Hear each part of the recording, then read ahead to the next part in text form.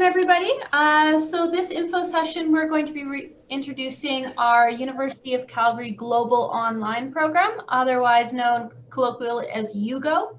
So we piloted UGo over the summer, and then we really kicked things off in this current fall semester. And at this point, we have a great program established, and we're excited to share it with you. Before we get started, we're just going to do a couple of introductions. My name is Tara. I'm one of the outgoing exchange advisors, and I'm also one of the people that will be working with you quite a lot in the wraparound program that we're going to be talking about a little bit later. And my colleague Catherine, if you want to introduce yourself. Yes, my name is Catherine. I am another of our exchange advisors here at UCalgary, and well, I'm very excited to be able to share this program with you. Janine and Laura, did you want to introduce yourselves too? Oh, sure. Just quick. Hi, everyone. My name is Janine Hodgson. I am the co-manager for education abroad here at the University of Calgary. And I'm Laura, and I'm the other co-manager of education abroad here at the university. Thanks for joining us today. Okay.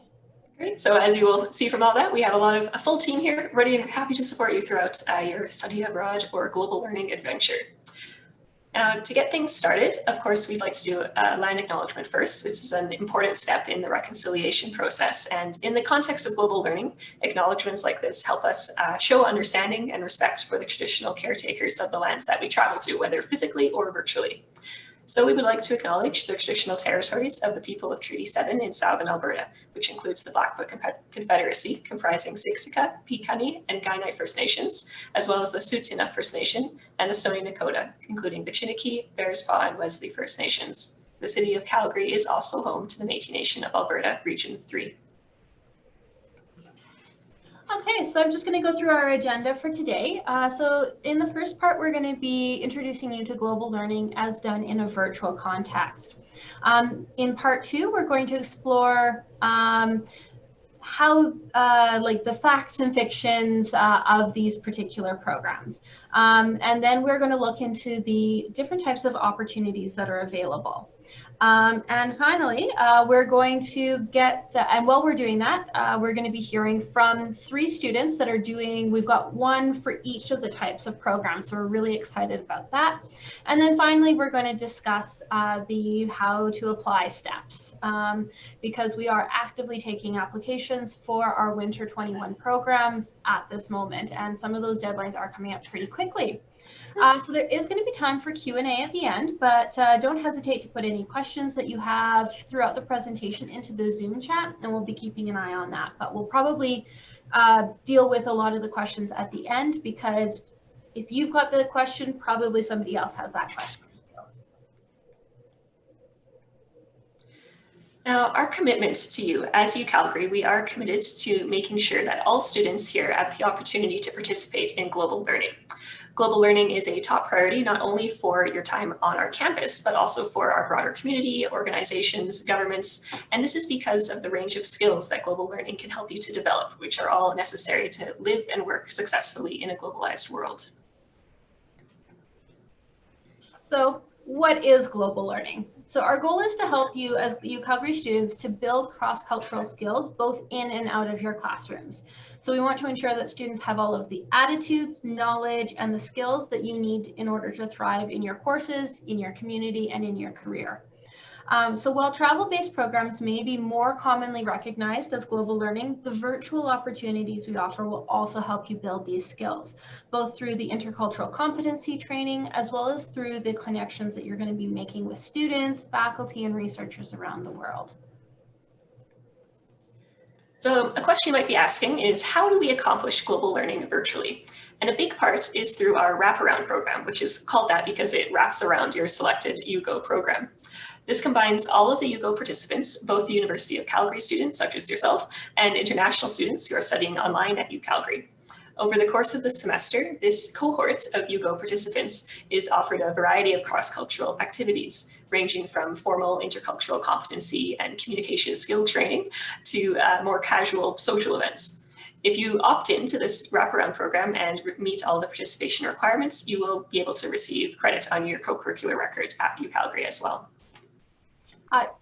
just to clarify, everybody's in the wraparound program, but if you opt into the co-curricular record part, we'll be tracking your participation for that particular piece. Right, thank you. Yeah, not a problem. Okay, so let's talk a little bit about the benefits of a virtual global education. So there are a ton of benefits, but here are the top 5. So the first is to set yourself apart. When you participate in global learning, it helps you to be competitive on future applications. Even if you're not physically traveling, doing a virtual international program will still help you to become adaptable, learn new skills quickly, and navigate challenges. And these have been shown to be desirable traits to graduate programs and employers around the world. The second one is to be a global citizen. You'll be increasing your intercultural skills and your global understanding firsthand through the experiential learning and engagement with the international community. So in addition to a stellar resume, you're going to gain the skills to understand the world around you, both broader and more deeply than before. The third is to immerse yourself. So whether you're learning a new language on these programs or diving into a unique course topic, global learning will help you to find and immerse yourself in opportunities that are different than here at UCalgary. On that note, you're still going to be earning UCalgary credit. So in the case of these ones, it's transfer credit for the exchange programs, but it will still apply towards your degree. Though we'll be hearing from one of the internship students who is actually getting UCalgary calendared courses on her program. So each of them is a little bit different. Research, we can talk. Some of them are credit bearing, some of them are not. So it depends on what sort of opportunity you're looking for. And then finally, you're going to be gaining new perspectives because you're going to be making new friends, participating in this unique programming, and that will change your perspective, whether of yourself, your studies, or your world, or even all three. So reflecting on how your perspective has changed can be really valuable as you continue to move ahead in your time at UCalgary and beyond. And that is one of the things that the wraparound program is really good at, is those reflection activities.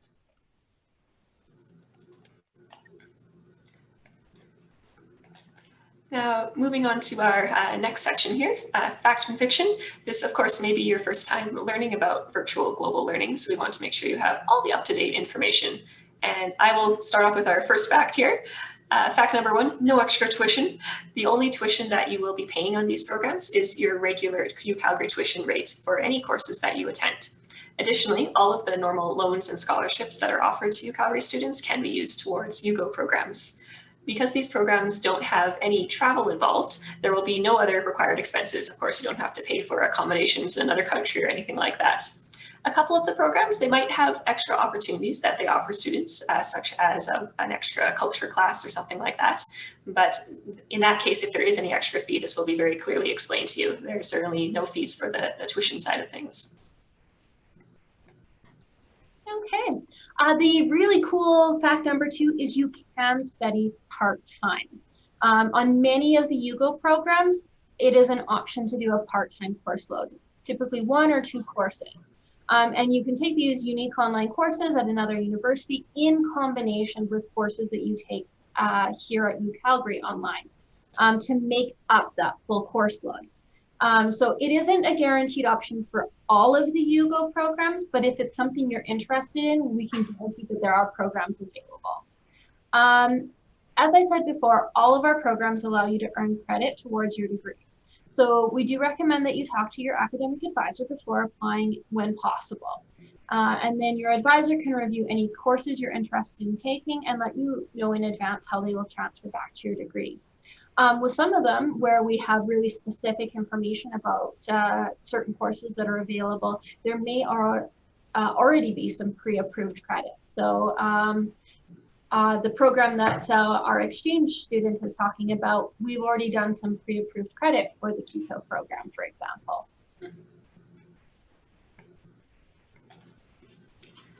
Another fact for you here, all students are eligible for all of these programs.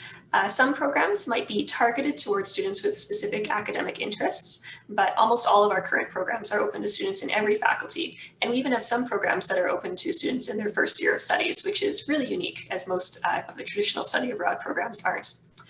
On each of the program pages, you'll find a drop-down menu that has UGo-specific information, and that's something that's important for you to be checking, as it will have any notes about unique eligibility criteria there. Otherwise, it's just the basic eligibility requirements of good academic standing, and then we're happy to consider your application. Another fact, it's not a replacement for the in-person exchanges. So they're not intended to replace these ones. While we did create these programs during COVID-19 travel restrictions, we're aware that even in a normal year, travel is not always practical for students due to cost, family commitments, other reasons. So our ultimate goal is to make global learning as accessible as possible. So we plan to continue offering virtual programs in the future so that students can have accessible alternative options. And now it's the time to talk to you about some of these accessible options. There are many different types of opportunities to study, research, or work online with our international partners. These programs are a great way to expand your networks and gain exposure to some new ideas from the comfort of your own home. I will start us off with the first slide here, which is our UGo Exchange programs. These virtual exchanges are currently our biggest UGo portfolio. So as Tara mentioned earlier, we are currently taking applications for a lot of our winter 2021 semester virtual exchanges. We have a wide variety of partner universities around the world offering online studies to students. Now, whether you choose to take a full course load or just pick a couple of classes to add to your regular UCalgary semester, this is a great opportunity for you to check out some of the unique subjects taught by other universities. It can be a way to explore new academic interests and connect with other students, and also an introduction to new academic systems, which might even help prepare you for a future in-person exchange. As noted on the slide, not all of the UGo exchanges have the same semester dates as at UCalgary. Some of them have shorter classes or half semesters. So for example, there are online classes at Korea University that run from only 1 month long in January. And there's classes at Keto that run sort of in a half semester, January to March. And if you're planning to apply for one of these winter 2021 UGo programs, this is something to keep in mind and to check those semester dates and see how it aligns with your other plans for the semester. Now, we do have a student who will take over and tell us a bit about her time so far studying with Keto.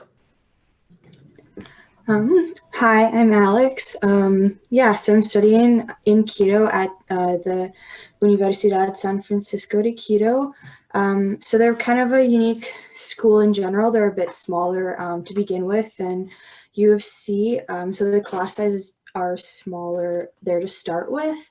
And then the class that I'm actually in right now, there's 8 of us. So it's a super small class size, which is really nice. It's like a pretty big difference from here, especially even with my smallest classes, which have still been like 50 or 60 students.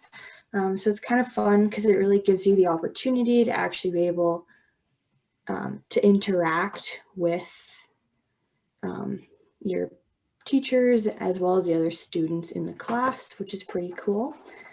So the way that the program kind of works down there is there's actually 4 different strains that they offer. So I'm in the Go Wild, which is a full semester, but the other programs are half semesters. So the course that I'm taking is in carnivore ecology and conservation, which is kind of neat because it's in my relative degree strain, but it's a course that I don't normally get to take up here. And talking with the academic advisors and everyone up here, I've actually been able to apply it directly towards my degree, which is awesome because it helps meet some of those requirements. It's also pretty cool. So we have the 8 students in our class, but they're from around the world. So there's me from Calgary, and then we have a couple from Chile and Argentina, as well as Hong Kong. And then there's a couple kids from Ecuador as well. So it's pretty neat. We do a lot of discussions in our classes. So we actually get to hear their opinions and perspectives based on how interactions like with wildlife are for them, which is kind of neat because obviously here we have a different perspective on a lot of things. So in doing this class, like you actually get to gain a perspective of students from around the world as well. Thank you.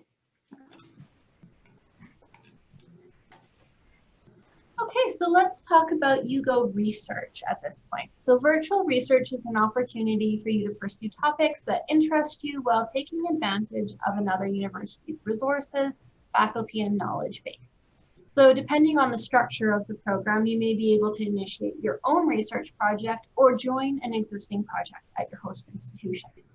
And so being able to demonstrate that you can engage in research topics in another part of the world while working entirely online with a research team and a supervisor is a great way to make yourself stand out on applications for future work or studies. It also is a great networking opportunity if this is maybe an area that you maybe want to look at grad studies for. There are a lot of different research opportunities, and we've got Caitlin to share about her experience doing research virtually this summer. So hello, my name is Caitlin. I am a fourth-year astrophysics student, and I was really lucky this summer where I got to do research with Cornell University in their Physics Education Research Lab. These are slides I used from the research aspect, so I might go a little off topic, but it's full of a lot of knowledge that'll be fun for you to know. So I got really lucky with what happened with the pandemic. I originally applied to do my research with MyTax, which allows you to do research abroad. But because the border shut down right as MyTax approved my application, I had to decline it. And the Faculty of Science was like, this is silly. You should do your research, which was an amazing thing. So I got to do all my research from this room. I got to work with a lot of brilliant people from different walks of life. Different postdocs were coming from different universities to collaborate on projects. We would do group meetings weekly that involved research methods, reading projects, reading papers. We did reading groups, and we just talked about our research with each other all the time. And I also had a really awesome experience where with what I was doing in equity and agency, we got to collaborate with other students at Kansas State University and the Rochester Institute of Technology on different equity and agency projects in physics education research. So that was really nifty. And I got to also attend a conference, the AEPT and the PERC conferences, which I would not have been able to do if we were in person. So, oh man, physics education research is not prominent in Canada at all. So I had to be able to go to Cornell and dabble in something I was interested in was amazing for me to figure out what I want to do for grad school. This is actually what I'm applying into soon. I should really do my applications. Do your applications on time, by the way. I made invaluable connections where I'm actually applying as a grad student at Cornell University, and one of their postdocs came from the University of Pittsburgh, so she has a little in there, and my supervisor happened to be Canadian, so she also told me about different schools she worked at and gave me connections to talk to profs at like UBC and Guelph and Concordia. So I got a lot of interesting insights as to where I could apply for graduate school, and especially with a lot of schools being in the States, this was very, very helpful. I also just able to figure out that physics education research is a passion for me. I love helping students learn physics better, and I would like to do that instead of astrochemistry, which is something I was really destined to do in a time. Sorry, words are hard.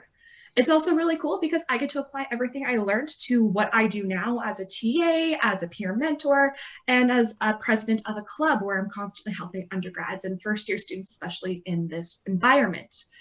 So yeah. Online research was really, really cool. I felt like I was in person the best I could be, but then I didn't have to pay rent anywhere else, and I got to stay at home with my pets, which was a huge plus. Oh, thank you so much for sharing that, Caitlin. Sounds like you had a really great time. I did. I miss it so much. All right, so we'll move on to talk about our virtual internship programs. So these are another way of kind of building this professional portfolio from home. Our internship providers that we work with offer career counseling and other resources that are designed to help improve your value as a future employee in your field of interest. These virtual internships can help you to develop online work capabilities as well as learning how to network in an online format. And as we see an increasing trend of moving away from traditional offices to online work environments, both in general with technology, but also with, of course, the current pandemic that we're under, these skills will surely be really valuable to help set you up for success in a future career. We do have another student speaker here who will talk to you a bit about her virtual internship experience. Hi, so my name is Ali, and I am a fifth-year philosophy honors student and Spanish minor at the University of Calgary. and I'm interning at the Washington Center Virtual Internship Program. So the program involves an academic internship, an evening course, and career readiness programming and sessions. My evening course is in international relations. It's security and peace in international relations. So I was initially planning on studying abroad this semester. I had applied and was accepted to go to Korea, but of course I couldn't do that. So this internship was a super amazing opportunity for me. I'm interning in an organization called Empowered Women International. So it's a nonprofit that helps women become entrepreneurs in the Washington, D.C. area. And I got to work with a career coach, and they only submitted me to internships that were related to what I was studying or my field of interest. So, and they have interns. I've met people who are doing computer science, like programming stuff. I've met people who are working for the government, lots of advocacy. So whatever your interest is, it's likely that they can find an internship for you. And there's a lot of academic courses offered as well. So I'm getting 3 classes worth of credits, so 9 credits transferred back, but they're not transfer credits. They actually appear on my transcript as University of Calgary credits, which is really awesome because then they count towards your GPA and everything. Yeah, I think that's pretty much it. I'm interning 35 hours a week. I have my evening course, and then career readiness sessions are kind of interspersed during those 35 hours a week. So the course load's a bit higher, I'd say, than a normal 3 class, like if you were just to take 3 classes at U of C, but I'd say it's comparable to like a normal full semester of school. Thank you so much, Ali. Okay, so let's talk about your next steps. Now that you know what UGo entails, let's look at getting started on your application. So the first thing that you want to do is check out our UGo page for a list of available programs. And do keep checking back, because as we get confirmation from our partner universities, we will be adding more. So for instance, I'm going to be going on this afternoon and adding Guadalajara to our list because they just confirmed. So each program has a different application deadline, so make sure that you're also making note of that, as well as any other application requirements to help keep your application on track. So for instance, when I add Guadalajara, they're a Spanish-speaking partner, so that's something that you would want to be checking out.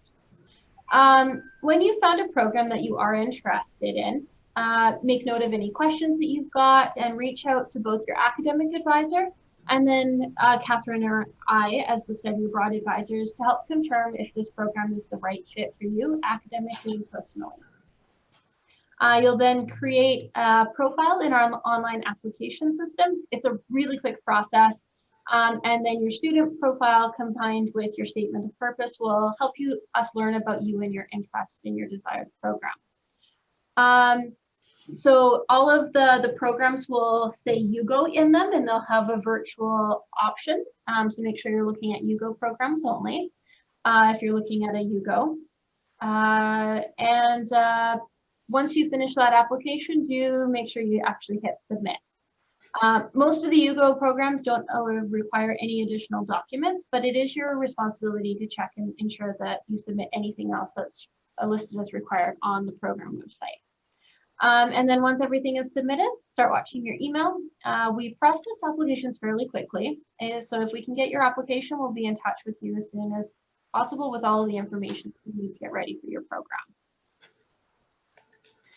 So as mentioned, this is our UGo website. If you haven't already visited it, please make sure that you do so.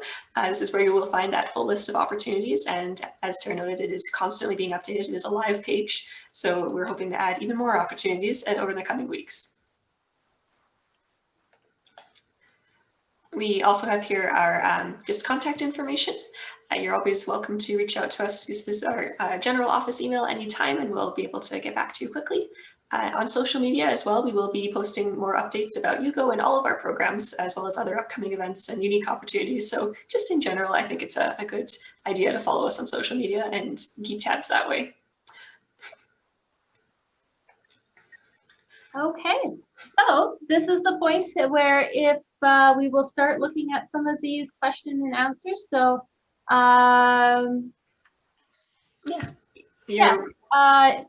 feel free to unmute yourself if you've got a question for us or for any of our student speakers. Now, I did receive a private message in the chat, which I think one might be interesting for other students, just noting about the transfer credit.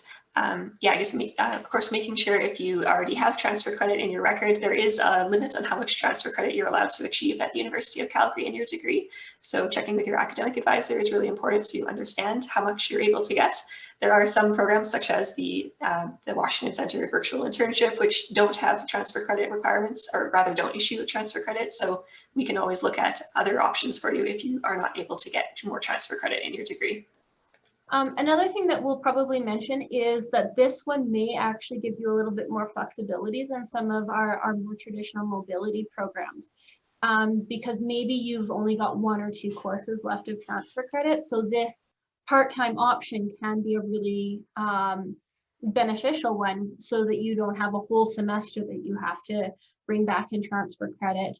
The other thing that I would mention is research can be a really great opportunity for students in this position too, just because research, it's never a guaranteed transfer credit. It's always a discussion between the student and their faculty, whether you're virtual or in person. So if you have maxed out your transfer credit and want to still have one of these opportunities, doing a research placement not for credit can be a great option to look at as well.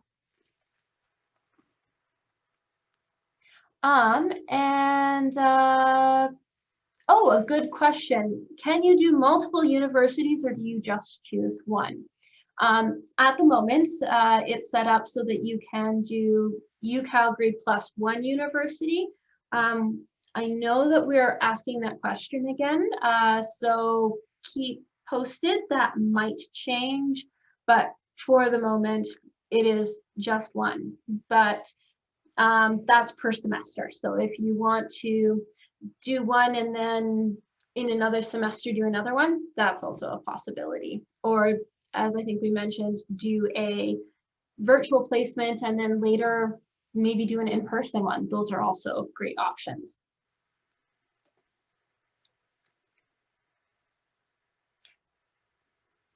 Don't think I've got any other questions that have come in on chat. Are there any other ones that you want to ask live?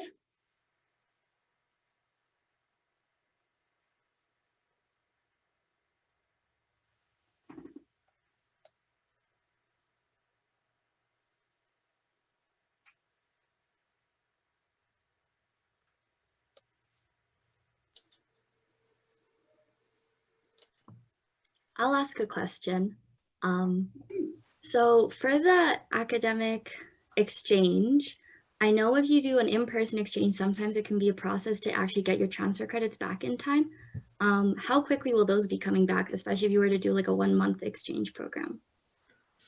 So we can, if you're doing one of the shorter ones, we can request the transcript earlier, and then it would be the regular transfer credit process, which is usually 6 to 8 weeks on this side. But if there are particular reasons that you need your transfer credit a little bit earlier, talk to us and we can look at the specific situation for your particular program and give you an idea of what the timeline might look like.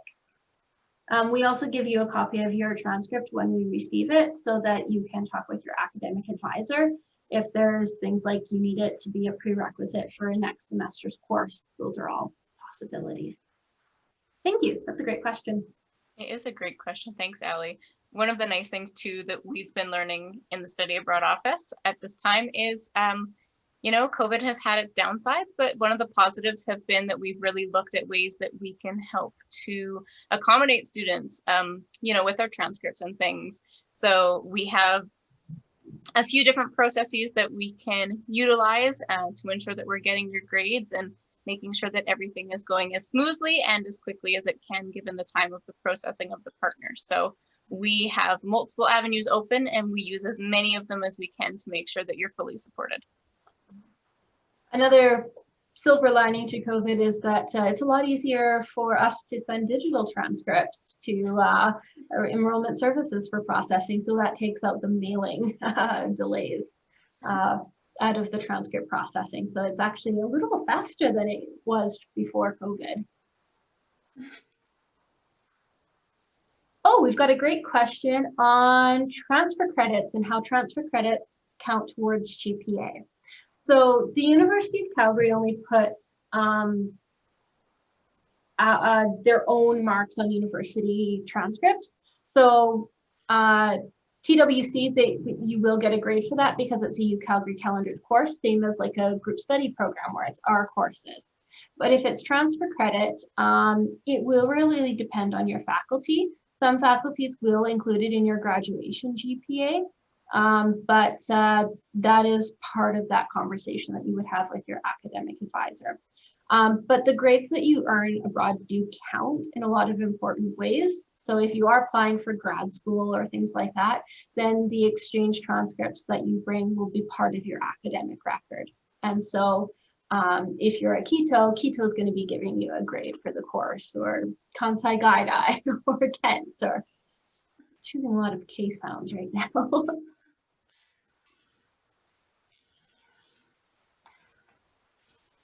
Oh, and the question about how these courses fit into your semester. So if you were to do a UGo Exchange program, this certainly, it could replace your U of C classes. So for example, if you're currently registered in 5 U of C courses and you'd only want to take a total of 5 courses, but you want to take a couple UGo courses, then you might swap those out. However, you don't have to give up your U of C courses. So you can certainly do a combination of U of C and UGo courses, as long as you're, of course, within that normal kind of full-time course load, or whatever the normal maximum course limit is for your faculty.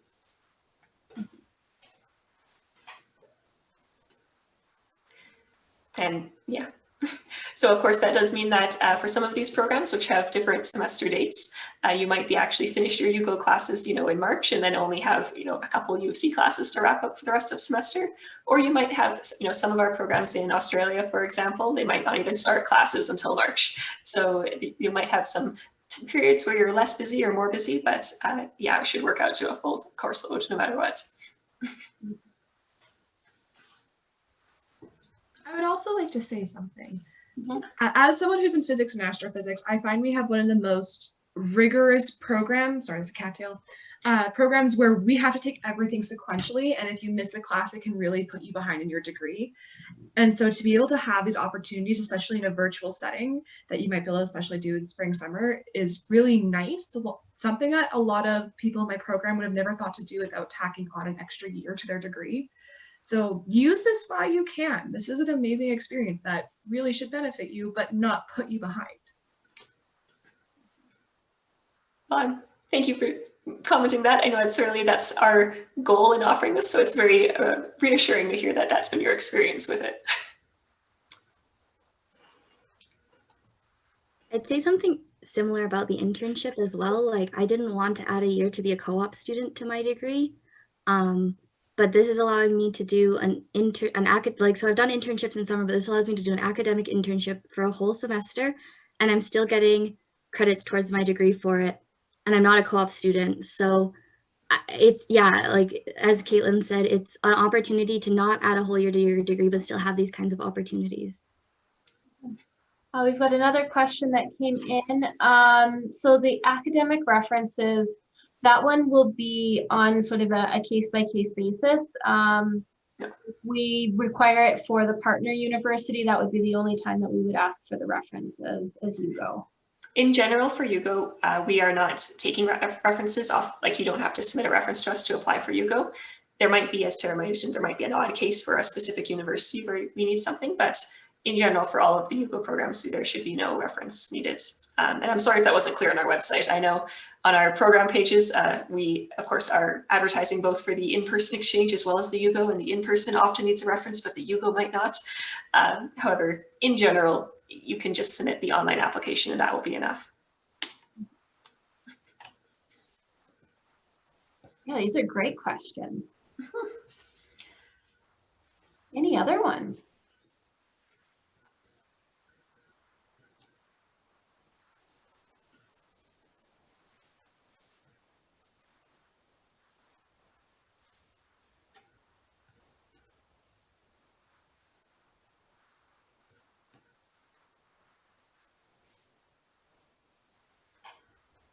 Well, I guess maybe I'll ask our 3 student speakers, is there any last words that you want to say before we finish up the session for today?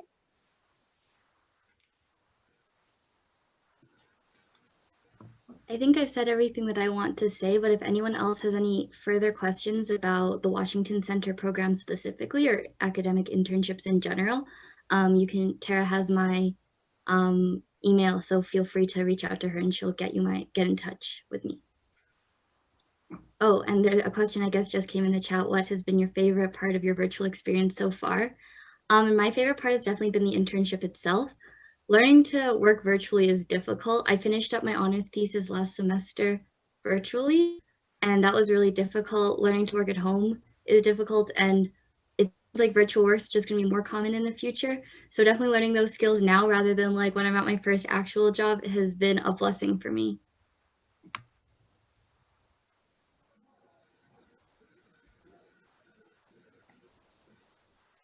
Well, maybe I'll call on Caitlin to go next. There's a question in the chat for you as well.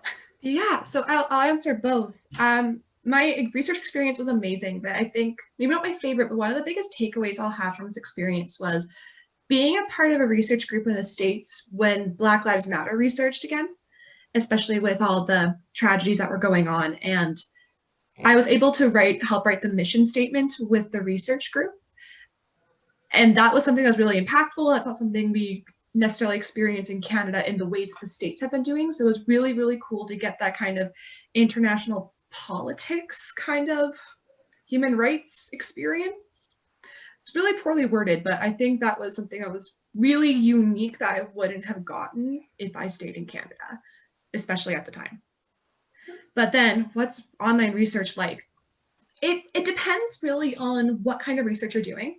So a lot of my research happened to be with human participants. So I was looking at a lot of data that students had sent in on surveys and analyzing it, something we call coding, which is not like computer coding. It's like categorizing things and then doing analytics on it. A lot of what I did, I've only written one paper for the Faculty of Science, but I'm actually going to be helping write, I should do that soon. Helping write a paper with my research group. It's a massive paper and we're planning to publish it. And just because of how the authors work, I'll get to be a third author on a paper, which is amazing. But throughout the experience, I just presented my data because all of my projects were a part of something bigger, which is what's leading to that research paper now. Yeah. And then sometimes if you do say like peer or NSERC programs, you'll have to write a paper as you wrap up your semester or your research term. But it's not just writing papers. It's a lot of taking your own data and doing your own analysis. Oh, I'm an undergraduate student. Mm-hmm. I am hopefully going to grad school next year. In terms of prerequisites, most of the research programs do want students to have at least 2 years before they start their research programs. There are the odd ones like Click Shanghai Jiao Tong, which is an in-person program. They will accept students after their first year, but it's a lot rarer for that. And generally because you want to have a little bit of knowledge under your belt before you start a research program. Actually, can I jump in and say something about research? Actually, so I also wanted to say, so I did research not through a University of Calgary's abroad program.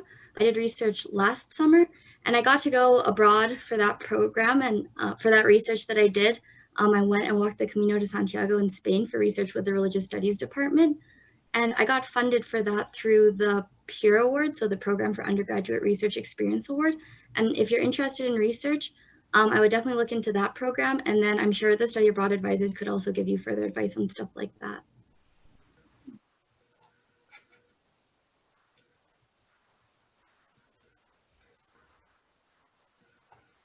Alex, what's the favorite part of the virtual experience for you so far?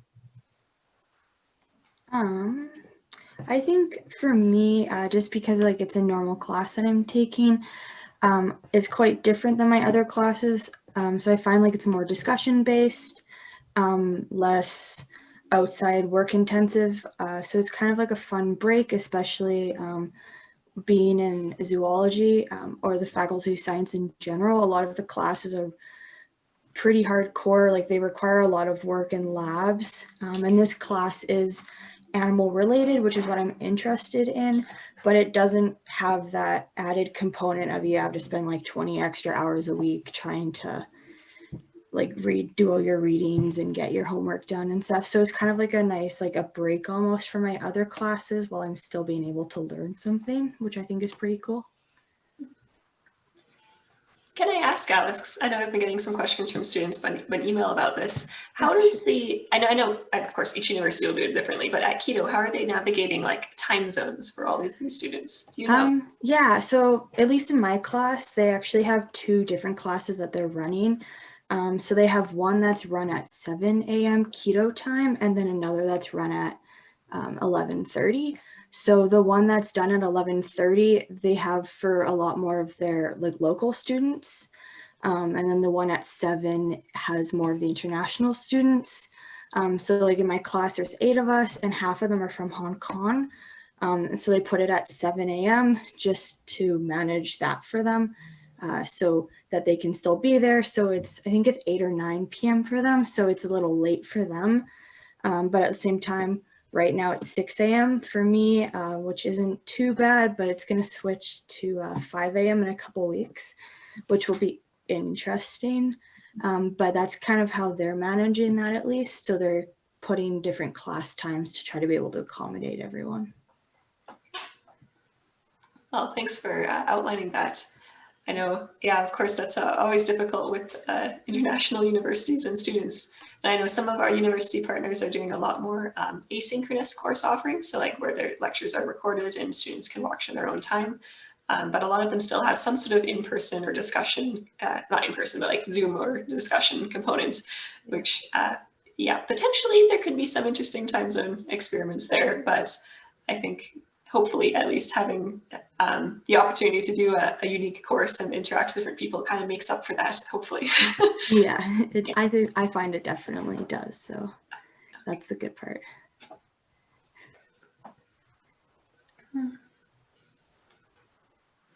Any other questions?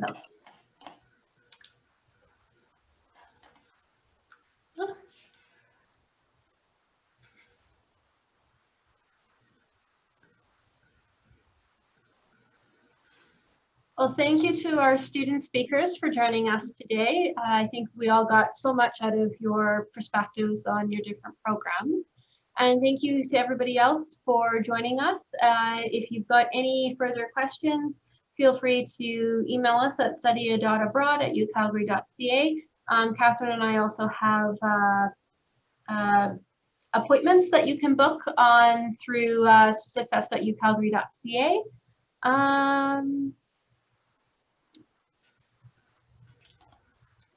And yes, we are adding more advising times as the weeks go on. So